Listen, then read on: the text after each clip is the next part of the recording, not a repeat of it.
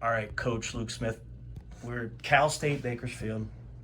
Now listen, you're Central Michigan, Mm-hmm. and then you coached on the East Coast, Yep. and then you coached in Eastern Michigan. Yep.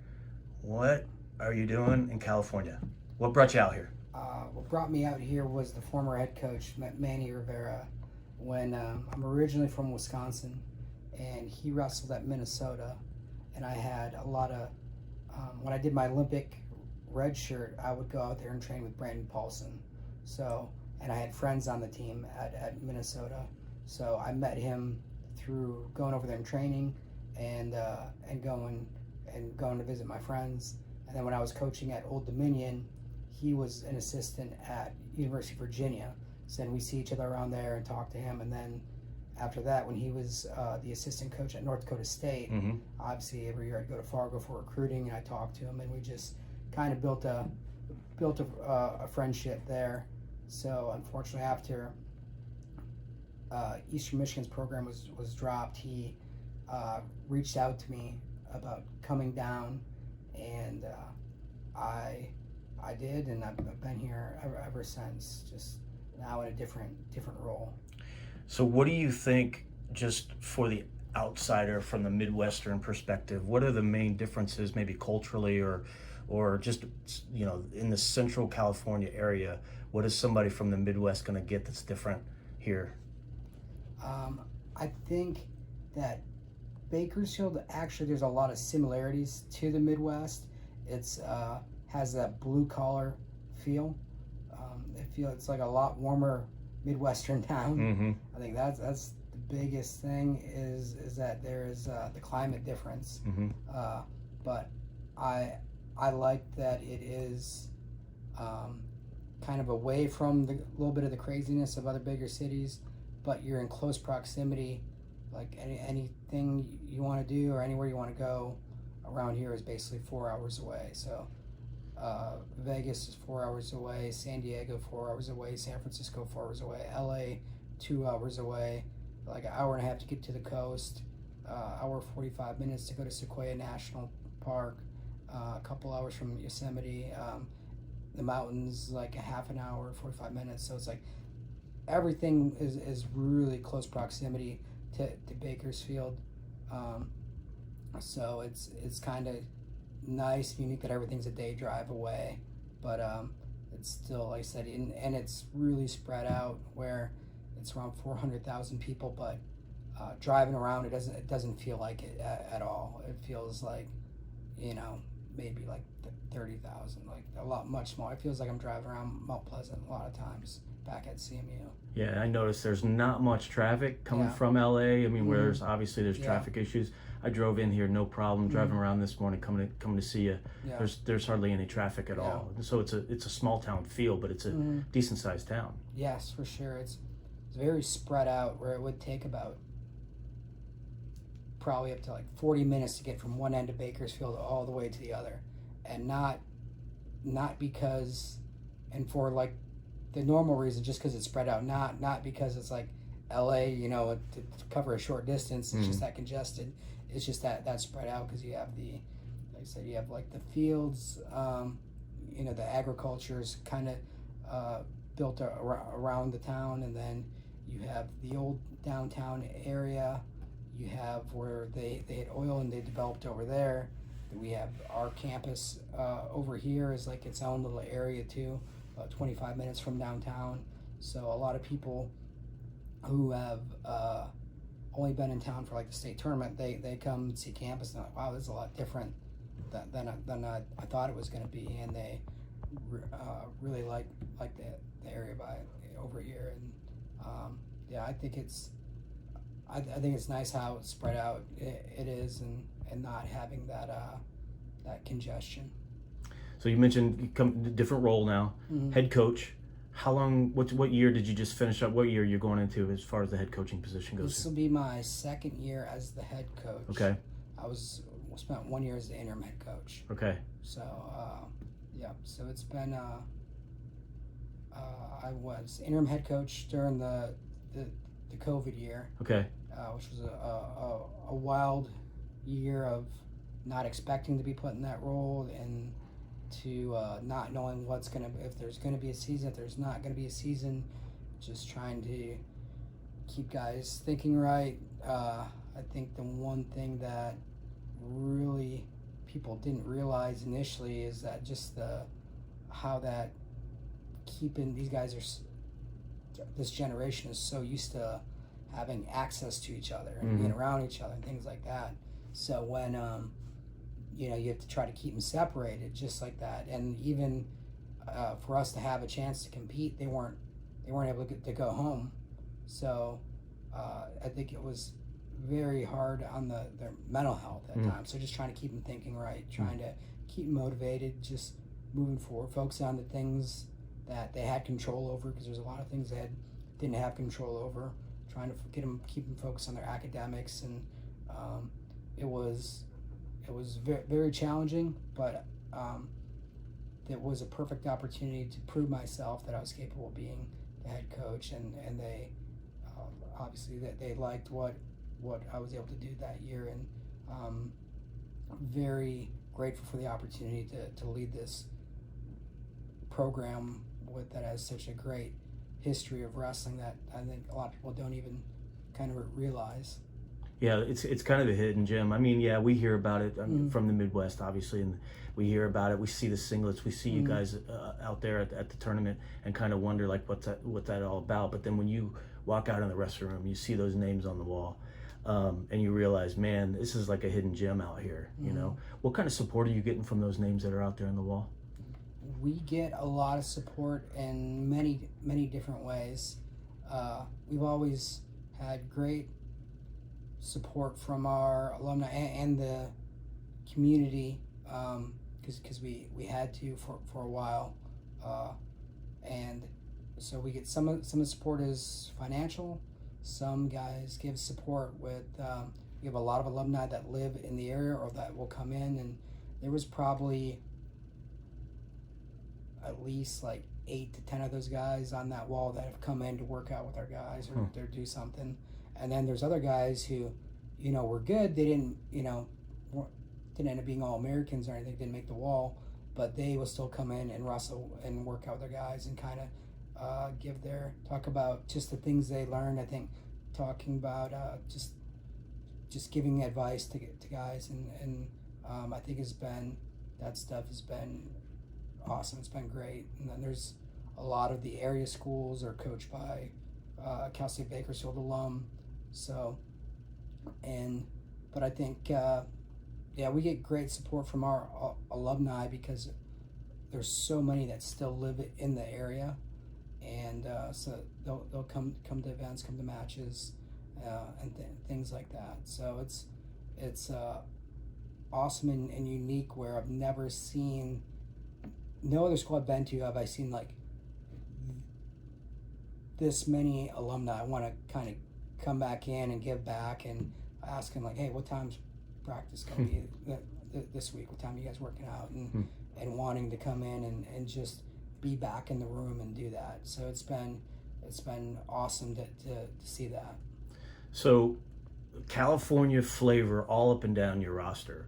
You got a guy, I think you talked about, California kid that was a New Mexico kid, or vice versa. He was a New Mexico kid, now a California kid. You got a guy coming from Nebraska back, right, or a guy from Michigan State coming back, but they were California high school kids, right?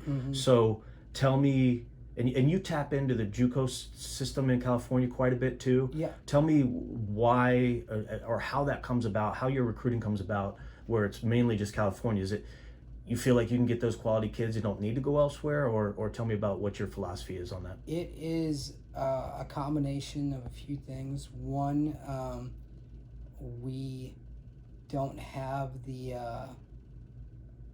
we're not fully funded scholarship-wise, so and that is actually starting to increase, which is great, but we haven't had the resources to recruit out of state if we wanted to.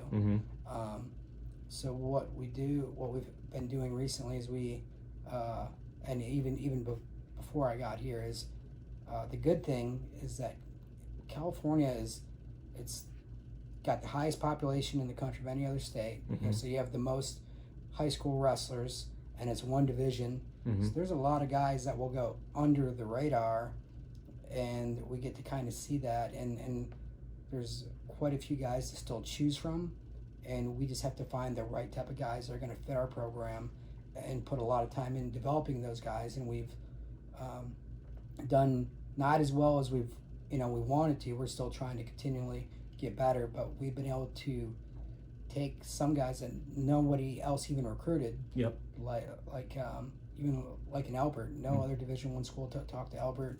The only other Division I school that recruited Chance was me and Dave Boyer, and we were at Eastern Michigan. Okay. But these guys, and now they're knocking off some of the top ranked recruits coming out of high school.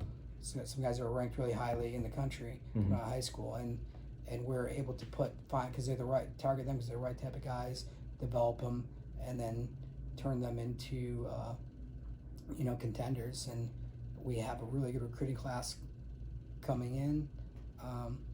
We have like nine guys coming in next year's class. So we're excited about the depth that we're going to start having, and these young guys kind of hopefully coming in to challenge the older guys, and them just getting each other better. So it's exciting. And then I'm hopeful for as we're getting more resources from the school to look to start to recruit out of state a little bit. Where California is always going to be our main state we're going to recruit from. Yep. We're always going to try to target those guys that kind of have fit that Bakersfield grit mentality. But I think that especially if there's a thing called the WUI, where if you're a Western state, and there's certain states that you have to go out of state. It's like Washington, New Mexico, Nevada.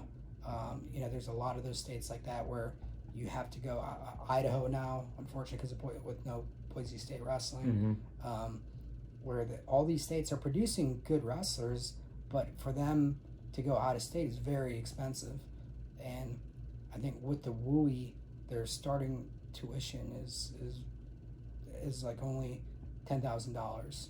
Okay. So it's very cheap and affordable for them just to have an opportunity to go out of state. So we haven't been in a position where we could utilize that as much as we'd like to, but we're starting to get to that point. So I'm excited to be able to kind of open up our the number of people we're able to recruit a little bit. But like I said, we're always there's a lot of talent in California, a lot of good wrestlers, and a lot of people who are just looking for that opportunity.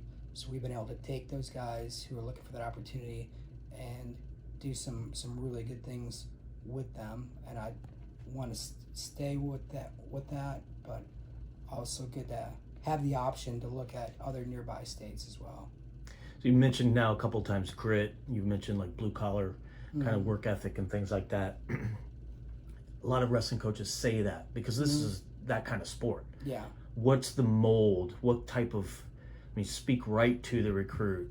What are they going to get when they put their shoes on and hit this wrestling room right here? What are they going to get from you as a staff? What's the feel like in that room?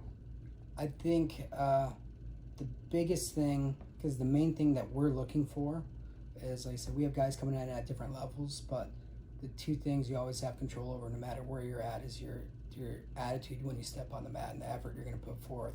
So we're going to hold guys to that. That's what you're going to be judged off. And for us, it's all about, like I said, with having a lack of, not having as much, like, we're never going to have a budget and resources like Arizona State. That would be awesome. That would be nice, but it's not going to happen. So we can't, it's going to be very hard to win the recruiting game against them. But like I said, we have to find guys that, and I just by talking to them, by watching how they compete, that's a lot of it. It's like, I can teach technique, I can teach wrestling, but the harder thing is to go, I want a guy to go out there and I want him to fight relentlessly for 7 minutes. If you can do that, I can show you how to wrestle. All right, I can teach that, but it's hard to teach that mentality. So that's what we're trying to get guys to do. We are really focused on development. We're a development-based program. Like that would be like, I guess our business plan is we are finding those type of guys that are going to go, and they're going to go out, and I want, no matter who we're wrestling, they know when they wrestle from Bakersfield, they're in for a fight. Yep. And when we get those type of guys, and then like I said, we spend a lot of time into individual skill development and put a lot of hours in building game plan around each guy's individual skill set. Okay. So instead of, I don't always agree with everyone's got to wrestle this way, everyone's got to wrestle a certain way. I think that's the great thing about our sport is you see a lot of guys that are very successful and they have very different styles too at the same time. I think that's what I love about our sport. So I want to take what they're already good at and fine tune things and build around it. And I think that that is what has helped us kind of develop guys, is getting them to embrace that too, where it's all about constantly chasing perfection but never catching it mentality. So when you focus on just the process of getting better every day rather than the outcome, or sometimes even the cutting too much weight type of things, then you can just try to bring out the best version of yourself every time you step on the mat. And that's what we want it to be about, is even like what with Chance, he talked about, he hit some bumps in the road this year, and it was about just focusing on moving forward. Like we're gonna be better. We're gonna correct things that when it matters at the end of the year, we are going to have the best version of ourselves. So I think just focus on that process and not on the outcome, because I think I even fell into that trap sometimes when I was in college, where it's like I worked so hard, I wanted to win so bad. Sometimes I'd go out there and I'd be wrestling to lose. I mean, wrestling to not to lose instead of wrestling to win. And I'd tighten up and have close matches with guys that shouldn't even be close. And I think that when I just focus on scoring points and letting go and going out there and competing as hard as you can, then I said that I'll be more frustrated with a guy if he goes out, gets one takedown, and then kind of shuts down and wins a 1-point match, than I will if he goes out and he competes as hard as he can, opens up, and like loses by 5. All right, I'll be like, all right, we got a lot of feedback, from that. There's a lot of data to take to look at and see what adjustments we have to make. If you score one takedown, then you don't do anything for the rest of the match. Like, I don't know what to tell you. You got to wrestle. You got to keep wrestling. Like, it's hard to really take that information and break it down to build on it. So I think, like I said, just putting the focus on that type of mentality and development, creating a learning environment for guys, and also trying to instill the right habits and values in them that are going to help them be successful after they're done wrestling, because at the end of the day, that's the most important thing. So it's just about getting them to buy into and understanding to hold themselves to a higher standard in whatever they're doing, whether it's on the mat, in the classroom, in the weight room, on the track, whatever it is. Like, if you're going to do it, like, why not just do it to the best of your ability? Like, don't put limitations on yourself. I hate it when guys say, like, I'll never get a 4.0. I'm not a 4.0 student. I'm not a 3.0 student. I'm like, yeah, if you say that, yeah, you're probably right. But what it's like, if you're in wrestling, if you're trying to do everything you can to be a national champion, then you will put yourself in best position to be an All-American, to qualify for nationals. If you're just trying to qualify, if you're just trying to be an All-American, if that's like your top goal, then you fall short, then you might not hit those other things. But I just don't believe in putting limitations on ourselves. I think most people probably would have told Stephen Neal coming out of high school, since he was a one-time state placer, only took 4th, like, well, you didn't even win state in California. It's unrealistic to think you could be an NCAA champion. Right. So I think it was just about making him the best version of himself that he could be. And then he took that and went on, obviously, to be a 3-time NCAA finalist, 2-time NCAA champion, world champion, and then after not playing football for 7 years, win 3 Super Bowls with the Patriots, playing for them for 9 seasons. So, Right. so yeah, I just think that when you don't put limitations on yourself, then sometimes we can surprise a lot of people, maybe including yourself, that of what you can accomplish. So I interviewed a couple of the guys, and they both alluded to a change of cultures under your your leadership. What kind of stamp are you putting on this program that might have been different than before? What are they? If I dug a little bit deeper, they'd probably tell me a little bit more. But I want to know what kind of culture change or what's different under you as a head coach than maybe in the past. Well, I think that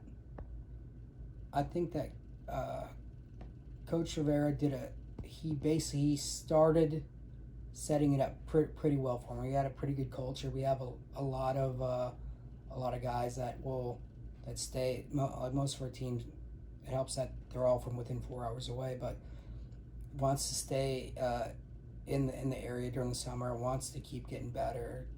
Do RTC practices, and wants to compete at freestyle Greco events, things like that. So I think he did a good job of starting that buy-in. I think for right now it's just more we haven't gotten what we wanted yet, so just holding ourselves to a higher standard, and then just trying to have that be in everything we do. Like I want to be on that all academic team list with having the highest team GPA. Like I want to produce like as many academic All-Americans as regular All-Americans, and just trying to make it more of like a way of life than just like that is just wrestling. Like I said, trying to just instill those values and that buy-in, and with having a younger team this year, it was a process and a change, especially coming off of COVID, because they're trying to get back to that structured environment. COVID, when it was all kind of online and there wasn't things were touch and go with teams getting shut down, things canceled. So they're getting used to that structure, and then just having it about, like I said, the biggest thing is always looking forward and building and that progression. So it's just like biggest thing is just getting them to hold themselves to that standard, and that constantly chasing perfection, never catching it mentality. Like if you got 3.0 this semester, great, let's try to see if we can get 4.0 then next semester, or keep working 3.5, and just constantly trying to better themselves in all areas. So I think, like I said, if you buy into that mentality, you're gonna be just not just the best wrestler you can be, but the best person you can be. And I think that's maybe where it's changing a little bit. It's not just about the wrestling, but I'm trying to build each individual into the best person that they can be, so that they can hopefully are set up to succeed after they're done here and whatever they choose to do. So, one full year under your belt as the named head coach too. We had the anomaly of the COVID year. So I'm the athletic director. Evaluate yourself, how you did, and how you see the program moving forward with success on the mat in particular. I think from the beginning to the year to the end of the year, we made a lot of progress. For me, it's always tough because I'm probably always my harshest critic. For me, it's my focus is always on how I can do things better. Sometimes I do, and I probably do need to kind of take a step back and look at appreciate the little victories on the way. But it's for me, it's like I never have time. It's always about moving forward, like what we can keep doing to build this program into what we want. So I think we made a lot of ground from the beginning of the year to the end of the year. Still thought we could have had more guys go to nationals, But at the same time, it was a crazy year because it was the hardest year to qualify for the NCAA tournament in the history of NCAA wrestling, because you had this extra year. So there was there was 22 returning All-Americans that didn't place this year, which is crazy. It showed how tough it was. Yep. And there was some that, it's like one of my former wrestlers at Eastern Michigan, Andrew McNally, was at Wisconsin this year. He's an Ohio boy, by the way. Yeah, oh yeah, Andrew McNasty. Yeah, he unfortunately didn't get to go qualify this year, and he was, he's really good. But yeah, so it was very, very challenging. So I still felt like we got guys that we're just working on that consistency. So I think that's you always have with younger guys. It's like they'll show glimpses, but it's about building that consistency. And I think we're gonna have more of that this next year. But it's tough to grade myself. Like I said, I'm happy with the effort I got from the guys. Because that was the other thing. This was our first year with the full coaching staff. Matt Milners came in right at the beginning of the school year. So, and then this was Blyce's second. Blyce got in right before the COVID year. Okay. So this was his second year, but just trying to find their strengths and build around, same thing with the coaches, find out where their areas are the best fit, and give them the right roles and jobs. And then just trying to establish that culture this year. So a lot of changes during the year, a lot of adjusting. So I think now that they know the expectation, and it'll be much better. The adjustment phase is over. Now they know the standard, the expectation, and they know that what we're gonna hold them to, and they're getting to the point where they're gonna hold themselves and each other to that standard too. So that's what has me excited about this next year and moving forward. I think that's why a lot of them said too that there's just some changes a little bit with the culture, is that what we had gotten in the past, we knew we weren't getting the results we wanted. We were getting some good results here and there, but overall weren't getting what we wanted. So we had to make some changes, and I think those things are going to help us get to that next level. So I'm excited. I mean, every program I've been to, whether it was at Central Michigan, we were ranked number 2 in the country 2 to 4 years I was there as a dual meet team.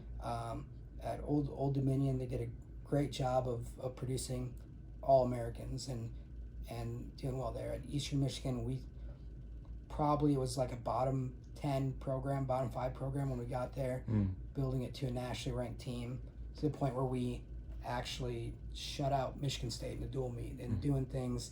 It was the only time Coach Borelli had ever lost to Eastern Michigan was when we were there, and doing the things we did there.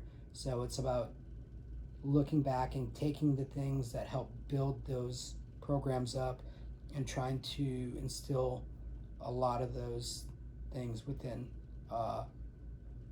this program, but still have our own identity as well. But I think it's just kind of great history and tradition here. It's just about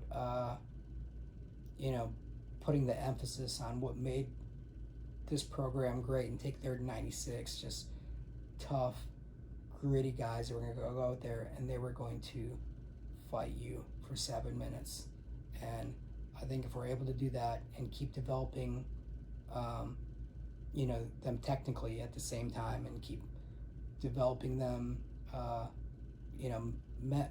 mentally and working on their mindset and things like that, that we are capable of great things. I have no doubt in my mind. So we just got done with U23s.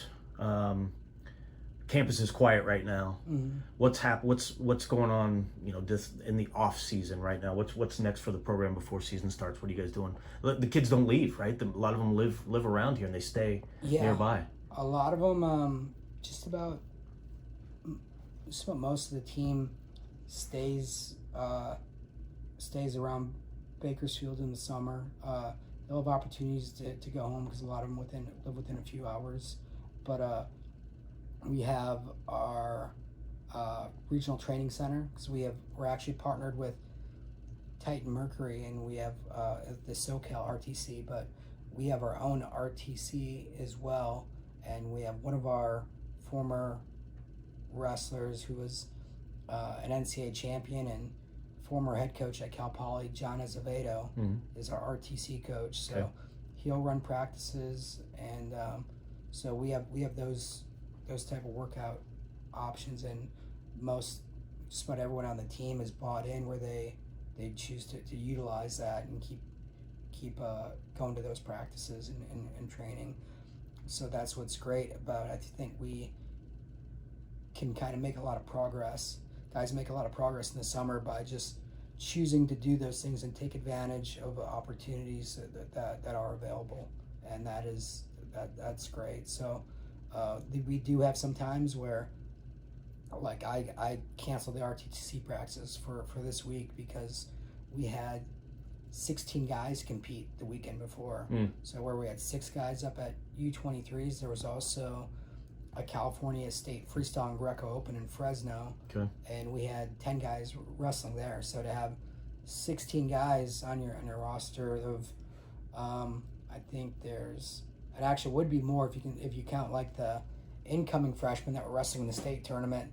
But I want to say we have like 21 guys returning. So like and there's other guys that would have loved to compete, but were injured or dinged up, so, or else they would have been competing too. So to have that many guys choosing to find competition and kind of, like I said, it's all about the process. So to go able to compete and kind of look at, all right, these are things I was doing right, things I still need to work on, I think is great, because that kind of gives you more information about getting ready for the season. And so I told him, like, kind of the same mentality is like, go out there, compete, have fun, like let it go. So I think when you put the emphasis on just competing, then it takes some of that pressure off and makes it, because it's a tough sport. It is, especially during the season, the season is a grind, and it is tough, it's physical. So it's like you have to be have your mind focused the right way, and as like one of our old assistant coaches, I like how he used to always say, he's like, no matter what, just stay in kind of even keel, not get too high, not get too low, just kind of staying in the middle and being focused. So yeah, that's what kind of we're trying to do right now. There's guys that are lifting and just trying to get a little bit better every day. The thing that kind of one of my favorite things, when I love talking to Stephen Neal, I'm glad I get to communicate with him quite a bit.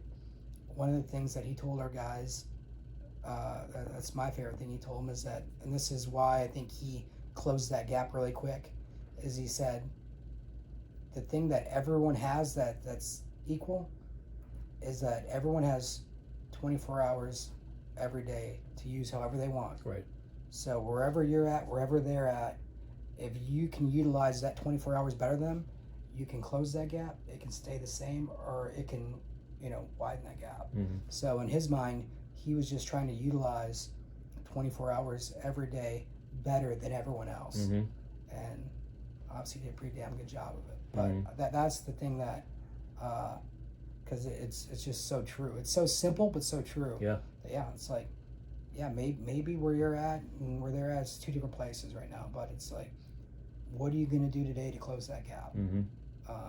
And I think it's just those type of things where, like I said, with some of our alumni, that they all kind of, around that era, they had that same mentality and about trying to utilize it 24 hours better than everyone else. And I like that. Like, we don't have many guys that we need. Most of our guys are self-motivated. If anything, I need to watch them in here to like, no, get out. You're not, I told you, this is off. Get out of the room. You know? Yeah. So go do something, like go get in the cold tub, do something like, you know, so I like that. We have guys that are always trying to get better. Mm-hmm. That sometimes, like I said, we got to get them to train smart. Now, it's not just about training hard, but training smart. Mm-hmm. Giving yourself a little bit breaks so your body can heal up and things like that. But I love that we got to kick our guys out of the room sometimes because they want to keep coming in to get better. And that's the other great thing is with that type of mentality about utilizing your 24 hours better than anyone else. Mm-hmm. We have our own standalone facility that everyone has the access code to, so they have 24-hour access to get in here if they're trying to get better and do something. Mm-hmm. So it's not like we're attached to a school building where, you know, when the building's shut down, they can't get in there. Right. Like what happens at some other places. Okay. All right. So, what am I missing? What else do you want to say? What do you want to add that people should know about the program here? You know, we've been talking now for 37 minutes about the program. Is there anything I'm missing? What else do you have for us? No, I mean, I think that's, you know, for the main, you know, I think we covered most of it. I just think the main thing is just knowing that the type of guys that we're looking for and that we've had is just if you love wrestling, love the process of getting better, love learning, being a learning environment, and going in the room and just going to war every day. And like I said, those are the type of guys that we look for and have traditionally done really, really well with. You know, I think a lot of people and teams will say that I mean, every coach is going to say that they're good at developing guys. Mm-hmm. But I think if you take some of our lineups we've had and what, you know, for instance, our 157 pounder this year, he got our most improved award. He never placed the state tournament. He lost actually to one of our other guys on our team in the blood round of the state tournament. But he came in. He walked on initially. Now he's earned scholarship money by being a starter. Last year, he got tech-falled by a guy from Stanford. Mm-hmm. And he got almost tech-falled. He got beat by like 13 points from a guy from Cal Poly. Okay. But he kept grinding, kept focusing on getting better, and he works really hard, does the right things. He came back this year, majored the guy from Stanford. Huh. And he lost him in a close match after that in the dual meet, but he majored the guy from Stanford, and he beat the Cal Poly guy by 5. So it's like those type of turnarounds in like 1 year. Like I said, I credit more that to them than to what we're doing. But I think we have cultivated that type of learning environment where guys are able to make those jumps. Getting a guy in. Like one of our former wrestlers that 2-time, I was telling you like last time, we had a guy who was 2-time state qualifier. Yep. Never placed. Came in, walked on, ended up earning scholarship money later on, but he wrestles the guy his senior year that was a 2-time state champion and won his weight classes the 2 years that he qualified and didn't place. Right. And so coming out of high school, that guy's right here and Brian was down here. And he not just beats him, but he majors him in the dual meet. Like those type of things are the things like I love as coaches, seeing them kind of do what people probably would have never thought was possible for them to do. Right. So those are the things I love about this job is taking guys who are the right type of people and who kind of have that chip on their shoulder, knowing that their best wrestling is still ahead of them. And then getting them to do things that other coaches and other people didn't think would have been possible for them to do and kind of overlook them. But at the same time, now we're starting to get like with this incoming recruiting class, we're getting guys coming in at a higher level. Mm-hmm. So if we can continue to develop those guys at the same rate we're developing those other guys, Yep. then that's what gets me really excited about the future. Is if we can continue that development rate with the guys that were coming in that are higher, then we're going to have a very dangerous team in a couple years. So very excited about that, and just like I said, grateful for the opportunity to lead this program. All right, Coach, I appreciate the time. Thank you very much for having me. Yeah. It's like it's crazy that I get to do stuff like this and meet people like you and some of your wrestlers and see the place. So it's a nice place. I'll be rooting for you. You got a lot of people back from where I'm from watching you and rooting for you, because you're a Michigan guy. Yeah.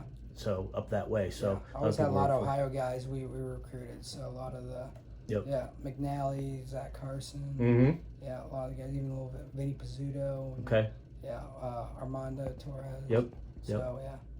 Awesome. So, yeah. Maybe they'll start trending out this way a little bit too. Yeah. Mm-hmm. All right, thanks, Coach. Appreciate it. All right, no problem. Thank you.